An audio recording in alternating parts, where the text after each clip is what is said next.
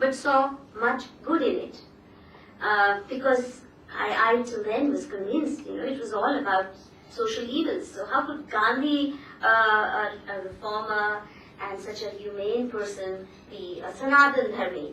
And it's through Gandhi that I learned to discover Hinduism and began to feel comfortable in owning it. And for me, it's very simple. What's good enough for Gandhi can't be bad for me, In fact, the negative stereotypes have gotten strengthened since my student days.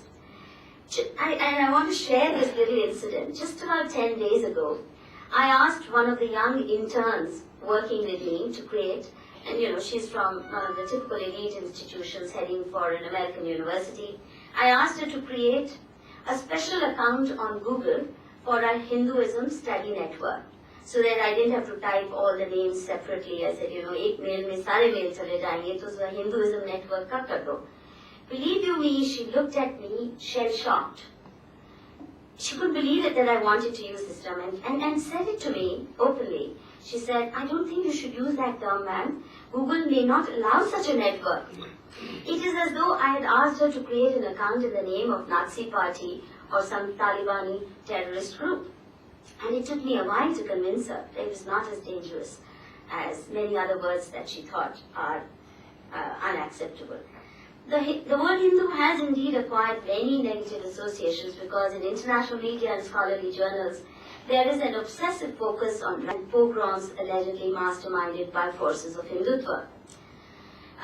Not that, again, it's not at all to deny that these riots and pogroms are taking place. And there are certain, I would call them the lunatic fringe of Hinduism, which does play a leading role in them. And we've stood steadfast. A lot of my own writing is a sharp critique of those actions. But is that all that there is to it?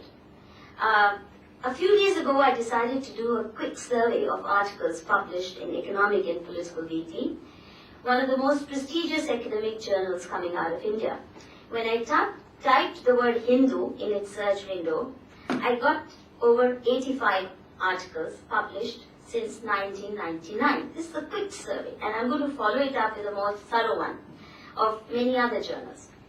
Almost all of them, of this 85 I got, published since 1999, deal with themes like Hindu terror, the menace of Hindutva for minorities, how women are being turned into avenging angels of Hindutva, how Adivasis of Gujarat are turning murderous under influence of Hindutva, how the Hindu right disenfranchises religious minorities and legitimizes politics of hate.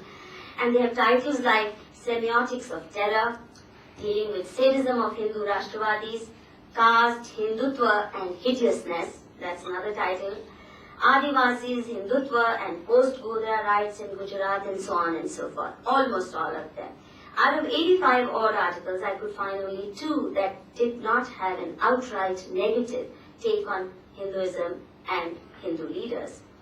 So, I'm not surprised that a lot of people think that's all that Hinduism is about, pogroms, riots, and bad things. Similarly, if one searches for articles under the social work category in Economic and Political Weekly, the journal provides a rich fare on the activities of a range of NGOs, mostly those connected with international donor agencies.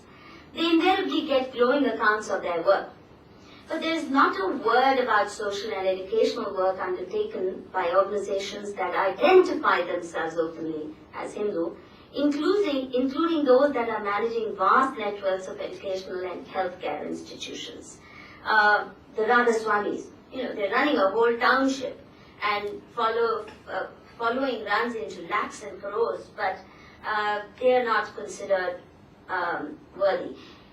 For example, the outstanding development and educational work undertaken by Nanaji Deshmukh, who sadly enough passed away just 2 days ago on February 28th, has never qualified for scholarly attention, even though all those who know his work acknowledge that he is one of the few to have succeeded in significant measure in giving concrete shape to Gandhiji's dream of Gram Swarajya.